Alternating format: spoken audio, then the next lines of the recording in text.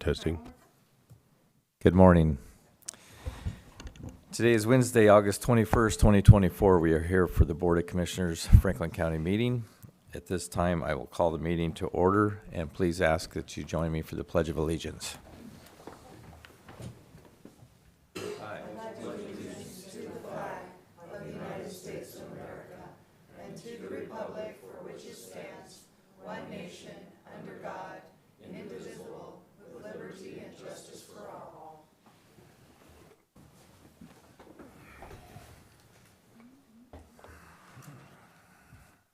Adoption of current agenda. Is there any additions or corrections? Mr. Chair, I move for approval of the agenda as presented. Second. Motion and a second. All in favor, say aye. Aye. Aye. Approval of minutes, August 14th, 2024. I'm good. No corrections. No corrections. All right. Approval of warrant registers and payroll rosters. This morning we have two vouchers. Mr. Chairman, I move for the approval of salary clearing payroll and emergency management payroll in the amount of $1,250,225.63, and known that it has been reviewed by two members of the auditor's office. Second. I have a motion and a second. All in favor say aye. Aye. Aye. Motion Mr. Chairman, I move for approval of fund expenditures in the amount of $614,911.72, and note that it has been reviewed by two members of the auditor's office and signed off by our new county administrator. Second. It's been a motion and a second. All in favor signify by saying aye. Aye. Aye. Unanimously passes. Move on to public comment. Our phones are down, so we'll not be taking public comment through the phone.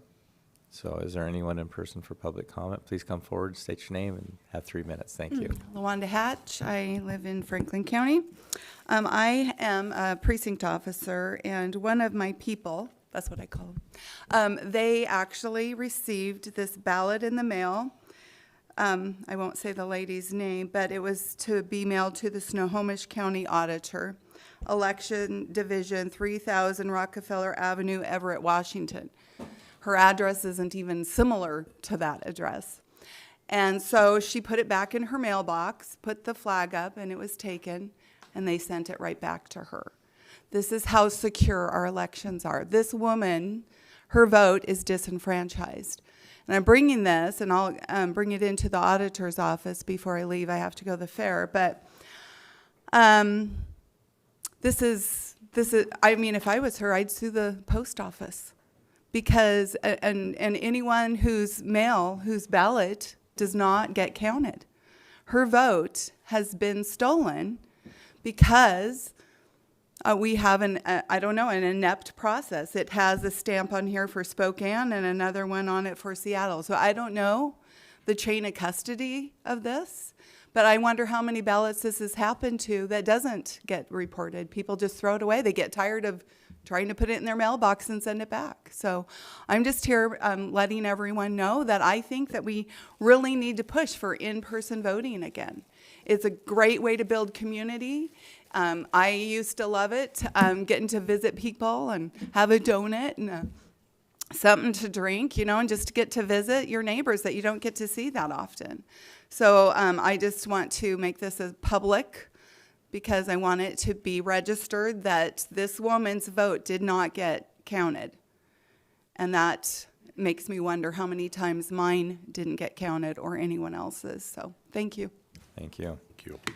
Anyone else in the room for public comment?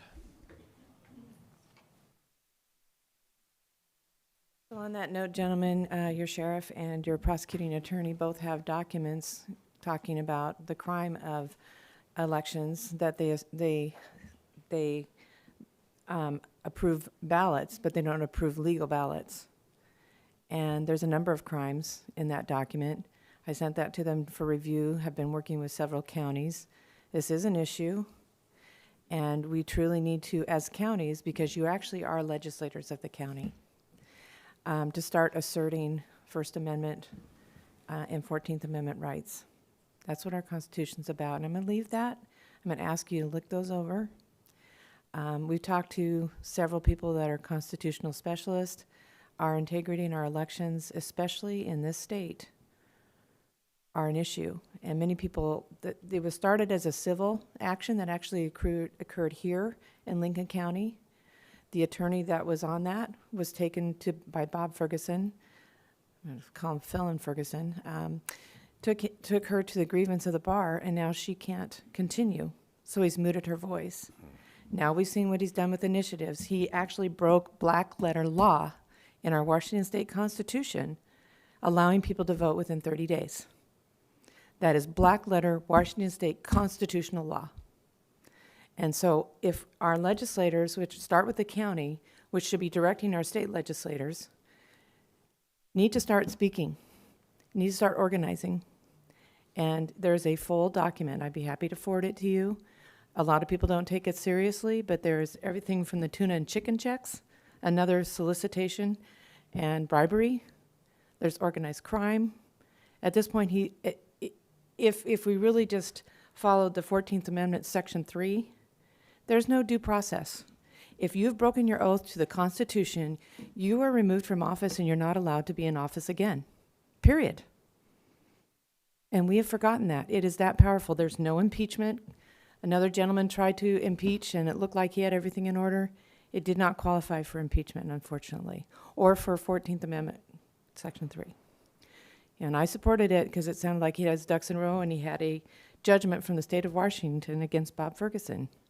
Bob Ferguson is not impenetrable. He's not unsurmountable. It takes courage. Thank you. Thank you. Anyone else in the room for public comment, please come forward. Trying to make it be a bad habit to keep coming every week, so thank you. Good morning. So greetings, Franklin County Commissioners. Just giving a quick recap. I'm here as chairperson for the Franklin County Citizens E91 Communication Sales Tax Committee. Did meet with,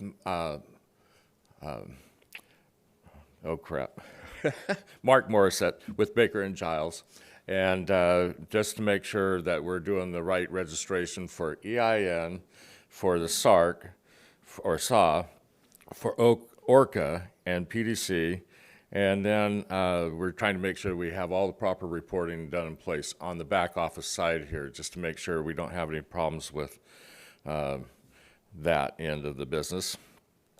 We are getting ready to finish up getting our banking account established for any fundraising purposes. We are making sure that if anyone is willing to serve on the committee, they can reach me at 509-430-9617 or my email mmiller@moonsecurity.com. I do have support from LBA and LaVos and making potential PSAs on the Hispanic radio programs that are influenced through Dave Cortinas and his group. I do have a request out that Pasco and Connell councils are being asked to support the E911 program.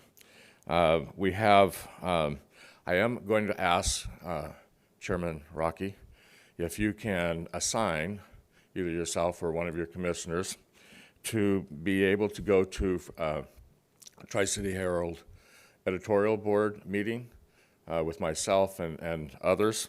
That is not to, obviously you cannot speak yes, just as a reminder, I will do that every meeting that I come to. But from an educational standpoint, here's why we're doing it and all this kind of thing. So I'll be looking for an assignment, don't have to make a decision today, of course. And then we have 2 months, basically. November 5th is our date. So we have September and October here. But we've been doing the background office support stuff that we need to do just to make sure we're preparing to get communications out there. And so that's my quick report. All right, Thank you. Anyone else in the room for public comment? Hearing none. Approval of a consent agenda. Mr. Chairman, I move for approval of consent agenda items 1 and 2 as presented. Second. It's been a motion and a second. Any discussion? Hearing none, all in favor, say aye. Aye. Aye. Motion passes unanimously. Regular business. Presentation, Benton Franklin Council of Governments, mid-year ARPA report presented by Zach Reikai. Make sure I'm on here. Am I on? There I are. Zach Rackheim, Local Government Programs Director, Benton Franklin Council of Governments. Good morning. All right, thank you, Mr. Chairman and members of the County Commission. And we wanted to bring forth our mid-year report. We apologize for some of the scheduling snafus with the Commission, but wanted to make sure that we are able to update you on what's been going on in 2024. So just a quick presentation, just provide a little bit of background of the program that we have entered into with Franklin and Benton County. Some highlights of our technical assistance in the first half of 2024, and just some grant eligible projects updates, and just our ongoing activities. So if you recall, this is a 2-year program funded by ARPA funds to provide economic recovery and resilience coordination for both counties. Basically, it's to research and identify recovery and development projects to help with businesses and our communities. Provide technical assistance to the communities in both counties. This can be everything from your larger cities to your smaller cities that don't have a lot of staff and capacity to help identify grant eligible projects, facilitate funding programs, that sort of thing. And just facilitation of any economic development projects that would align with Economic Development Administration funding protocols, and some of the items that the COG can help find and fund for our communities. So in the provision of technical assistance, we provide one-on-one staff meetings with all of our communities, our member jurisdictions. So these are the cities, the ports, the counties in our region. We have been meeting with staff at Franklin County just to identify, okay, what kind of projects are eligible, what funding needs do you need, and what are some of the things that we can keep looking at as we get those information from various federal and state agencies that could help Franklin County directly. We do participate in the regional city manager, county administrator meetings that are held periodically just to get a read on what's impacting our communities and how we can help. Obviously, working with our partners in TRIDEC on case management, networking with economic development partners, and providing our bi-monthly Benton Franklin Council of Governments Congressional Connections meeting. So this is a meeting where we have our federal delegation, so our senators and congressmen's staff available to meet in sort of an open forum with each community. This year, once the legislative session ends in Olympia, we have been inviting our state elected officials as well to provide some perspectives. So it's been really beneficial for some of the smaller communities like Connell, where they have some opportunities for growth, or they have some projects that need funding, but they're able to address their federal and state delegation to say, hey, we got opportunities here and here. Have you thought about asking this person or this agency? So it's been pretty beneficial to our communities to provide that technical assistance. In addition to technical assistance, we created a program and actually recently staffed a grant navigator at Benton Franklin Council of Governments. So this person would be in charge of sifting through all of the funding opportunities, providing a customized, hey, this grant program would work for Franklin County, this grant program would work for City of Pasco, and then be able to provide that technical assistance to either assist your organization in writing the grant or write the grant on behalf of organizations that don't have that capacity. So we're pleased to grow our staff and help a little bit as we try to find those elusive funding opportunities for important projects in our local communities. So speaking of funding opportunities, so far this year, I think in our initial report that we released in June, we found 30 applicable NOFOs, or notices of funding opportunities. We get documents of hundreds of opportunities sent to us, and we try to sift out the ones that are applicable. Right now, we're standing at about 35 federal and state funding opportunities that we've sent out to our communities with the offers of support and can we help you? Would this be applicable for funding a certain project in your community? We provided direct letters of support to the Port of Pasco on a lot of their initiatives, particularly their airport expansion and control tower project, and a lot of the rail projects out in their areas. Earlier, with the legislative direct appropriation for the HAPO Center, we did provide support for that for Franklin County. And then working with Franklin PUD on a number of initiatives, but also providing support for a state grant for a battery storage bank that they were going through for a Department of Commerce program as well. And then over 20 more regionally, but those were the most applicable to Franklin County's territory. So, oh, okay. It was still under the same header. We also provide twice a year a Small Cities Summit, and this is a forum where we provide technical assistance or a guest speaker, someone that can assist our smaller communities. Of course, all the communities that are members of our organization are involved in that. Our spring Small Cities Summit was actually focused on the upcoming, which is now passed, congressional direct spending cycle. So that helped a lot of our smaller communities work with the senators and congressmen staff to, hey, we're looking for congressional direct spending. What are some tactics, some tips and tricks that we can use to make this a successful program? And as I stated before, we have our Congressional Connections meeting where we facilitate discussion with federal staff. Talk a lot about projects currently underway, new projects, two-way discussion and updates, and just opportunities for regional cooperation. And then some of our grant-eligible projects. Benton Franklin Council of Governments it runs the Broadband Action Team for Benton and Franklin County, and this is to basically funnel some of the federal money that was available for broadband projects in Washington State. Number of meetings have been held on that, and really trying to identify areas of each county where broadband access could be better promoted. So it's some of that last mile access to get to underserved or even rural communities. This is a program that we identify even with the agricultural industry where there's so much innovation going on in technology, but you may not get cell service out in the field. So how can we help alleviate that to really benefit our ag community? We also are the grant holder for our Brownfields Assessment and Planning Program. This program provides money to do, environmental assessments on properties that may be not cost effective for owners to try to redevelop their property. In particular, this program helped with a site materials assessment, environmental assessment for the Thunderbird Hotel in downtown Pasco when that was purchased by the city and torn down. And just opportunities to provide for landowners and community, city-owned properties, county-owned properties to kind of alleviate the burden of some of those studies so that it can be eligible for redevelopment. In addition to that, as part of the Tri-Cities Strategic Alliance, of which the Broadband Action Team is a program there too, we do participate on the Tri-Cities Agricultural Council, which is run by the Port of Pasco, and helping with their feasibility study for the Ag Innovation Center and some of the programs to enable agricultural technology and innovation in our community.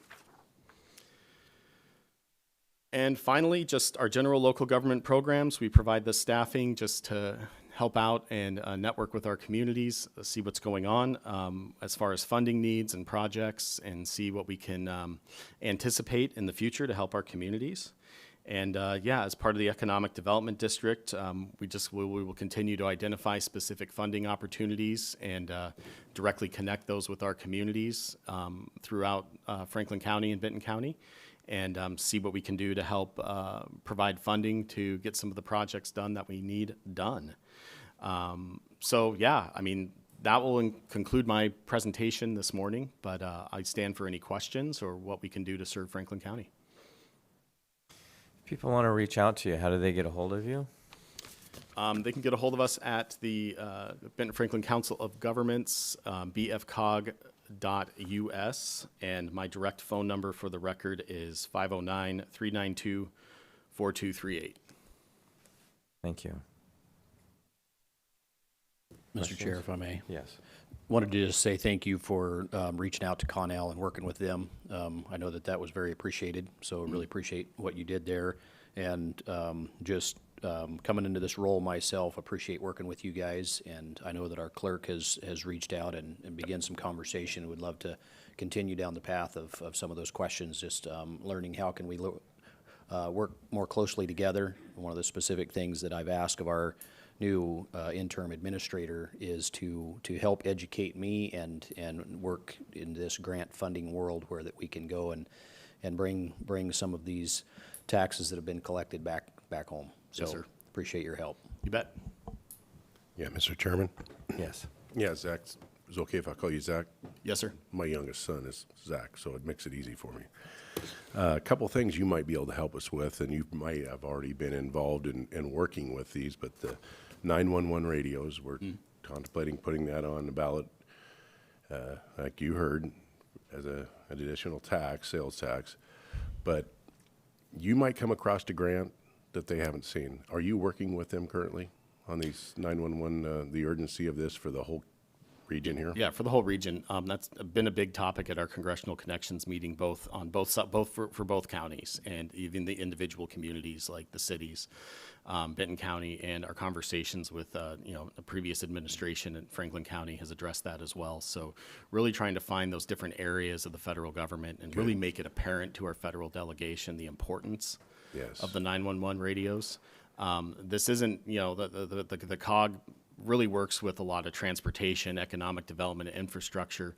This is infrastructure, but it's not necessarily in concert with our mission, but we are also looking out for those funding opportunities as a convener, as a collaborator to send those over and see where we can assist. I thought you probably already were, just wanted to let the public also hear that from you. You bet. The other thing is, I know that you work with Ben Franklin Transit. Yes. They're on the board. I'm on the board. They are proposing to buy more land out here in, I guess it would be West Pasco, for another Ben Franklin Transit facility. And I have been talking to Pasco City Council members and others that Pasco should be looking at either selling them a half acre of the 15 acres plus that they have already bought for their water park and put the hub there. Aren't we trying to get these people to this swimming facility, and they want to put up a community center and they want to put a library up there? Well, there's a library not too far away. But if Ben Franklin Transit is successful in purchasing this land, I just want the people to know that the money that would be collected in taxes there from the private sector will now be dispensed on the rest of the public in Franklin County, in that area. And they'll have to pay the tax. When it's taken off the tax roll, we don't lose that tax revenue. It's just put on the people that are still paying taxes. So we need to leave that land alone. Ben Franklin Transit's got to start working with these other agencies, like the City Council, Pasco City Council, and working together in conjunction. I think that would be a perfect fit to put their hub right there at that swimming park instead of having to drop them off here and then shuttle them over there. So if you could maybe get in there and work with the City Council and Ben Franklin Transit and make this happen, I'd really appreciate it. Yep, we'll note it for the record, and I'll talk to our team that works with BFT. Thank you. You bet. Thank you for your presentation today, and appreciate all the hard work you are doing to progress Franklin County. So I do Bet. appreciate it. Thank you. Thank you, commissioners. We're here to help. All right.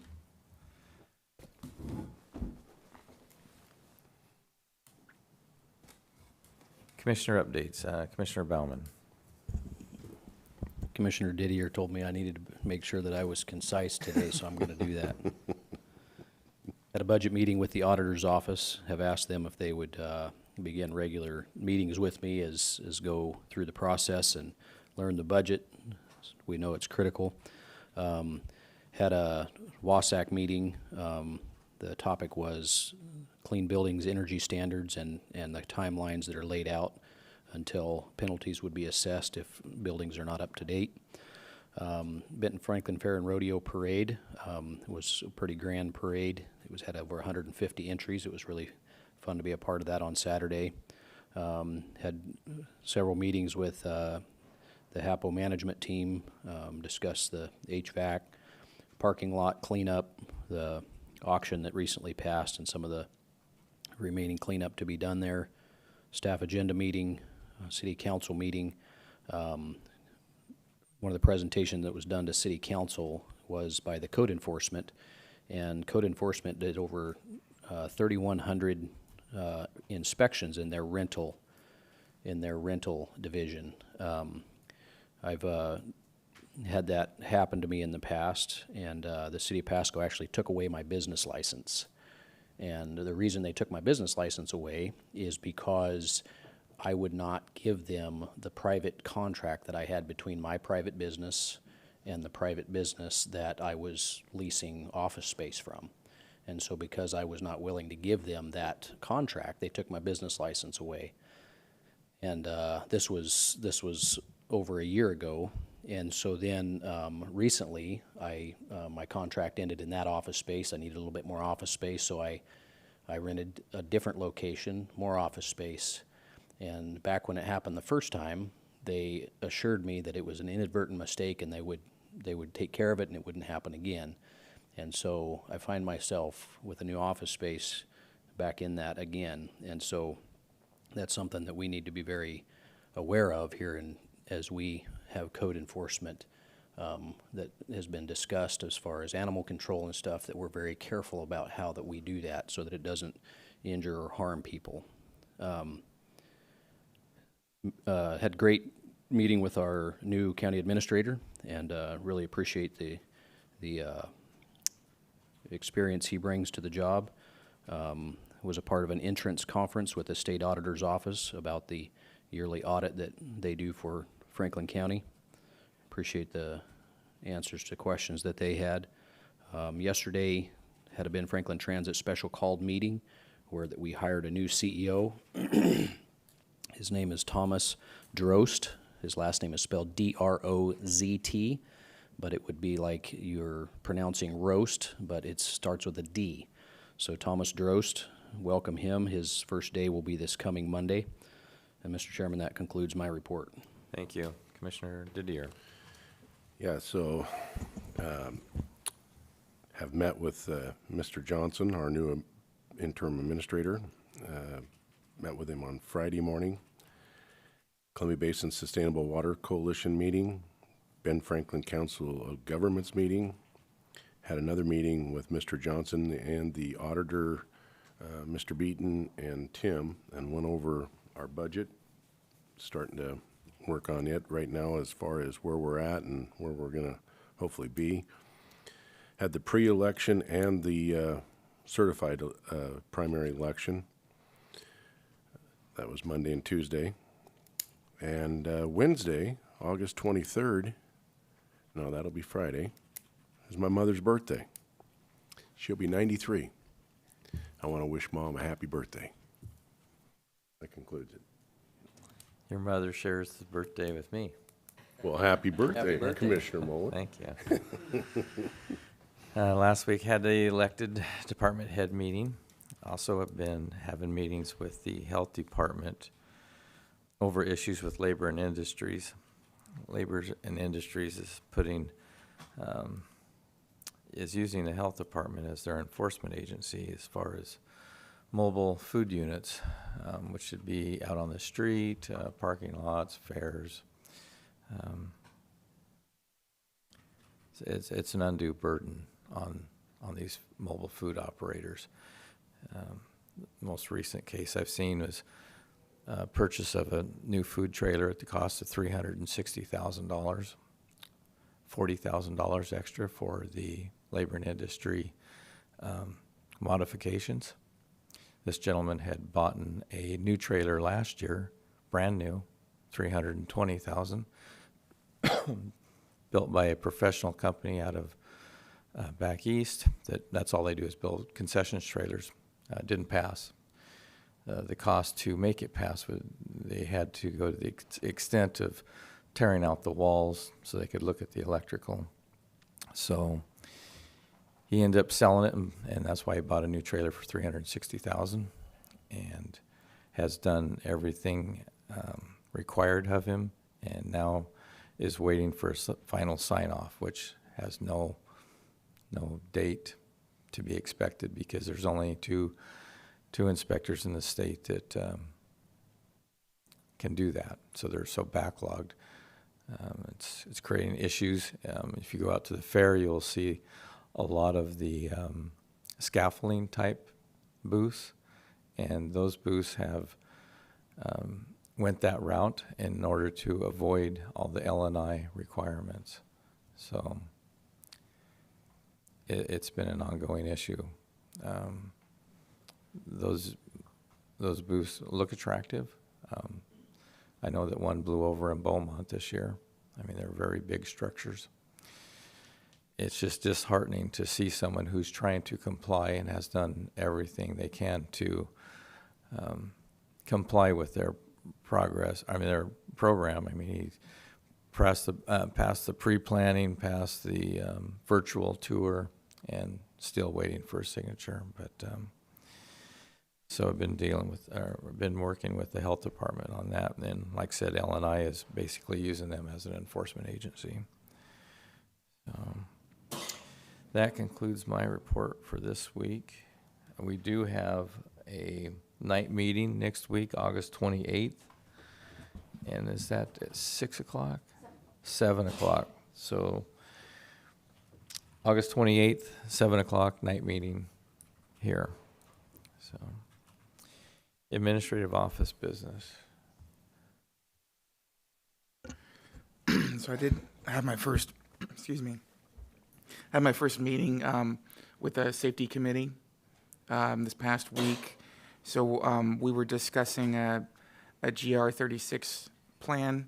So GR 36 is a rule that allows the court to pass a safety plan, because the courts obviously are in charge of the safety of the courtroom.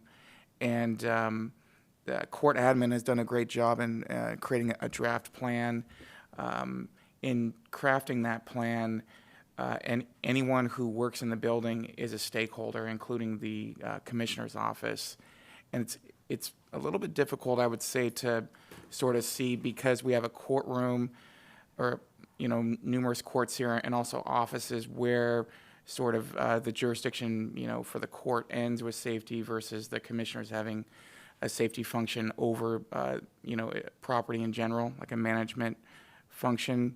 So I think that's why a lot of the GR 36 plans you see are sort of collaborative, where the commissioners also approve those. And it would also probably, when we do approve a GR 36 plan, or the courts do, it would render our current plan for evacuation in the event of an incident obsolete. So we'd probably want to repeal that. So I'm working with Mr. Johnson right now to sort of facilitate getting that draft document to the commissioners, so we can collaborate on it and get everyone's input. And essentially any other person who works in the office would be, part of that as well. So it really ties into, the safety and security of the building overall. It doesn't make a whole lot of sense to have, 6 different plans. Although I would say that each individual office should probably have their own internal plan for how this is more of a public-facing plan, because we owe a duty to, make sure the public's safe in using the building as well. So anyway, that's all I have. Thank you. We'll open it back up for public comment. Is there anyone in the room for public comment?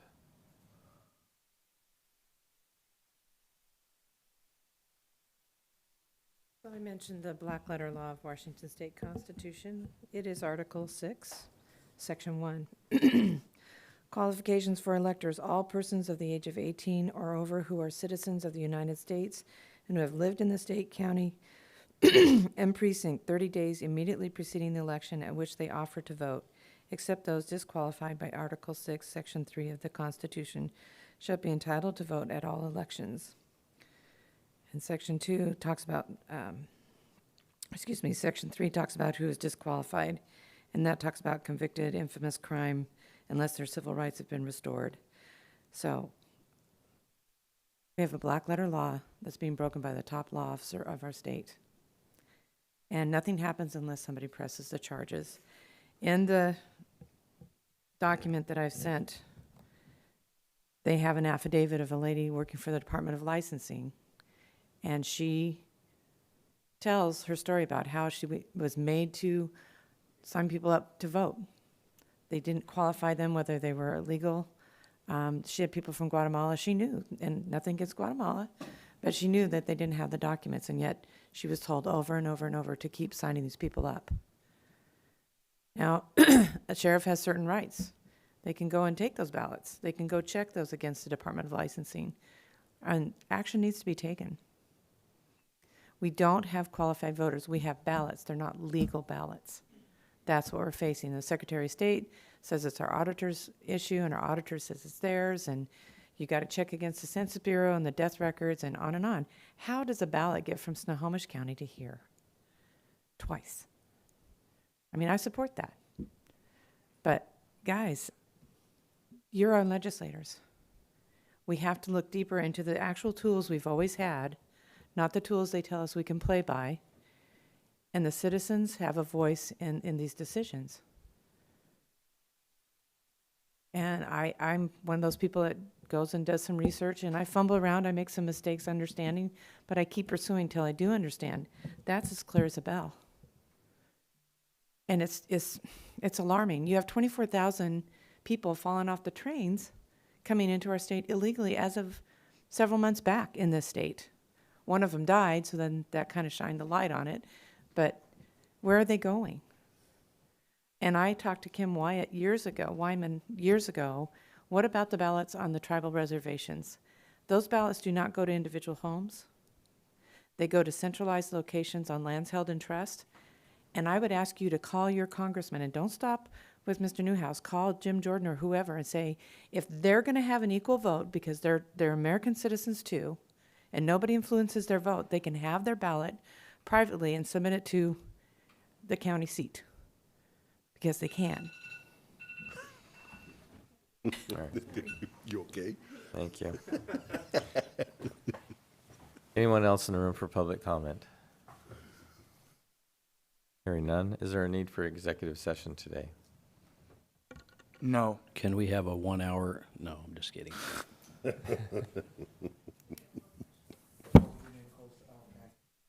I spoke too soon. We do need a closed session. That can just happen after the meeting concludes, All right. for as long as Mackenzie needs. So if there's no other business for the good of the county, this meeting is adjourned. Thank you. Have a good day. And remember, the fair's going on, so